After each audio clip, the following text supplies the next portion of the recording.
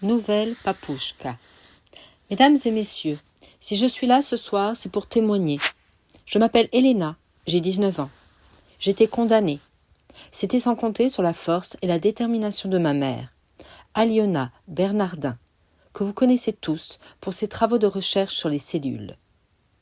Je ne serai pas là non plus, sur la promesse qu'elle avait faite à sa grand-mère d'aller jusqu'au bout du monde chercher le dernier espoir qui nous restait. Si je suis là ce soir, c'est grâce au don de mon arrière-grand-père, Victor Strogoff, qui m'a sauvé la vie. Quelques années plus tôt. De la neige à perte de vue, quelques arbrisseaux qui résistaient malgré la rudesse glacée du blizzard. Le silence, le froid, l'immensité. À la belle saison, le paysage lunaire se parait de 1001 petites plantes qui poussaient en touffes, telles que le crocus arctique, la pédiculaire ou la bruyère. Malgré ces conditions extrêmes, la nature trouvait toujours un moyen de se frayer un chemin pour préserver la vie.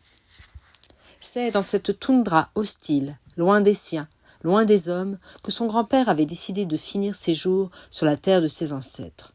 « Oh, les hommes, tu sais, ça fait longtemps que j'en ai rien à foutre. Tous pareils, tous des larbins, tous des ronds de jambes, des hypocrites. » Pourtant, grand-père, il y avait mamie. Tiens, parlons-en de celle-là. Elle aussi, elle a fini par partir, par me tourner le dos, toute mielleuse qu'elle était, mais c'était pour mieux me poignarder par derrière. Non, mais c'est quand même inouï. C'est toi qui l'as poussée à partir, à force de ronchonner, de la critiquer, de la vilipender, de l'empêcher de s'épanouir. Tu voulais qu'elle ne s'occupe que de toi. À quoi ça sert de se marier, sinon ? Elle a cuisiné, élevé vos enfants, lavé le linge, travaillé. Au bout de 40 ans à s'occuper de tout le monde, elle était fatiguée. Elle avait envie d'être autre chose que la femme de M. Strogoff. T'es injuste, là. Mais qu'est-ce que t'y connais, toi, la justice ? T'es né avec une cuillère dorée dans le bec. T'as eu tout ce que tu voulais dès le berceau. T'as toujours été câliné. Puis t'arrives là, tu viens me donner des leçons ? Tu vaux pas mieux qu'eux. Tu sais, grand-père, mamie t'aimait. Et moi, je t'aime aussi. Même si ce que tu me dis, ça me fait mal au cœur. Casse-toi alors, et fous-moi la paix. Aliona sentit sa patience vaciller. Qu'il reste seul, le vioque. Après tout, il n'avait jamais eu envie de se remettre en question. Pourtant, elle se souvint de l'amour que lui portait sa grand-mère, des photos de famille, du regard de fierté dans la pupille de son grand-père quand elle lui avait annoncé qu'elle avait été reçue à son examen. Ah non, ce serait trop simple. Tu pourrais encore t'enfermer dans ton rôle de victime en bougonnant que tout ça, c'est la faute des autres et que toi, t'as toujours été droit dans tes bottes. Parfaitement, j'ai pas changé, moi. Peut-être que t'aurais dû. Pfff. Pourtant, je sais bien que tu m'aimes, papouchnouche. Sauf que tu sais pas le dire simplement. Sauf que t'as peur de faire confiance. Sauf que t'as peur que j'en profite. Alors tu sais quoi, je ne partirai pas. Tu me fais penser à un bon vieux stégosaure.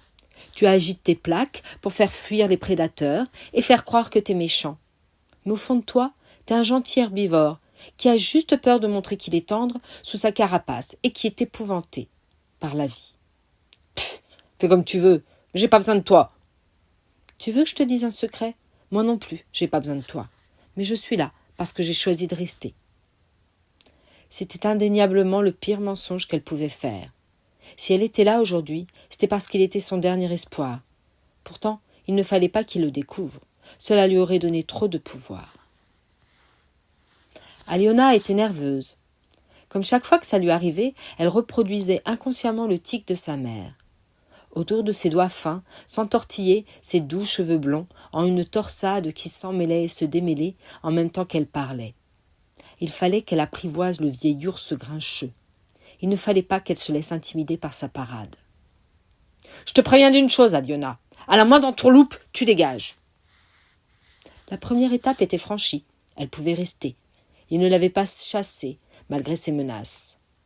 Aliona lui fit un baiser claquant sur la joue et savoura son triomphe. Aliona se souvint de la citation que sa grand-mère avait demandé à inscrire sur sa stèle. « On ne voit bien qu'avec le cœur, l'essentiel est invisible pour les yeux. » Elle lui avait promis de faire ce voyage de 12 000 kilomètres, malgré ce qui s'était passé, malgré ce que tout le monde lui avait dit. C'était sa dernière chance, elle le savait bien. Pourtant, elle ne pouvait pas se résoudre à lui dévoiler la raison de sa venue, avant d'être sûre qu'il restait en son aïeul bourru une once d'humanité et d'amour. Une étoile filante passa alors dans le ciel indigo. Aliona ferma les yeux, elle sourit, fit un vœu et rentra se réchauffer. C'était pas du jus de navet qui coulait dans les veines des hommes de sa famille. C'était pas des pleutres, ils étaient forts, solides, inébranlables. Il n'avait pas besoin des autres. Non, dans ses veines à lui coulait du jus de patate, ma foi. Ça vous faisait oublier le dur labeur quotidien, la colère, les frustrations. Ça vous réchauffait le cœur et l'âme. Ça vous rendait joyeux tout en vous bouffant le foie. Bah, après tout, fallait bien mourir un jour. D'une cirrhose ou d'autre chose, ça ferait bien l'affaire. Et puis de toute façon, il ne manquerait à personne. Il l'avait tous trahi, tous, même sa femme Ania. À travers la bouteille qu'il venait de déboucher, la lumière se mit à danser, tel un kaléidoscope. Un nuage cacha le soleil, et l'arc-en-ciel qui se reflétait sur la table au travers du verre poli disparut. Tout n'était qu'illusion. Il ne fallait pas qu'Aliona reste, il ne fallait pas qu'il s'attache. Aujourd'hui, il faudrait qu'elle parte. Alors, il leva son verre de vodka encore plus haut, trinqua à cette putain de vie, et laissa le liquide glacé lui brûler l'œsophage et lui tordre les boyaux. Quand Aliona se réveilla, le feu crépitait déjà dans l'âtre. Son grand-père avait laissé une tasse émaillée et un thermos de café sur la table. Il n'était pas dans la pièce. Du dehors lui parvenaient des sons qu'elle aurait reconnus entre mille. Ça sciait, ça rabotait, ça creusait. Elle se souvint alors des matrioshkas.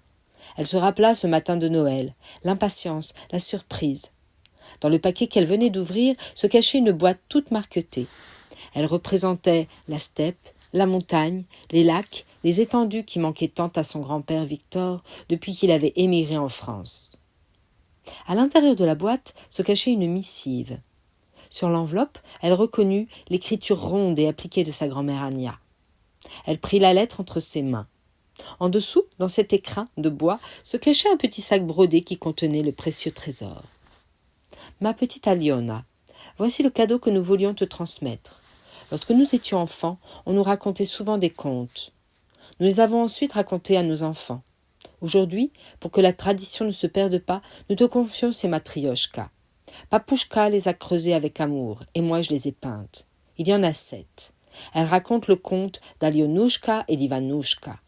Méfie-toi toujours de la soif qui trompe le cœur des hommes et qui nous détourne d'une douce vie auprès des nôtres. Préserve le faible et prends soin de tes proches, même quand ils se sont égarés et n'ont pas écouté tes tendres recommandations. Garde le cœur pur et crois toujours en ton étoile. Méfie-toi des lueurs coruscantes et traque l'étincelle de vérité derrière les apparences. Ta babouchka qui t'aime jusqu'à la lune et au-delà. Babouchka. Pourquoi lui avait-elle promis de venir? Que pouvait-elle bien attendre d'un vieux grincheux qui avait choisi de tourner le dos à sa famille, à ses amis, à la civilisation? N'avaient-ils tous pas assez à souffert de l'absence et du rejet? À croire que non. S'il restait une lueur d'espoir, aussi infime soit-elle, il fallait continuer, aimer à lui répéter babouchka. Alors, Aliona enfila une veste chaude. Elle versa le chaud breuvage dans la tasse que lui avait laissée son grand-père et sortit le rejoindre sous l'appentis.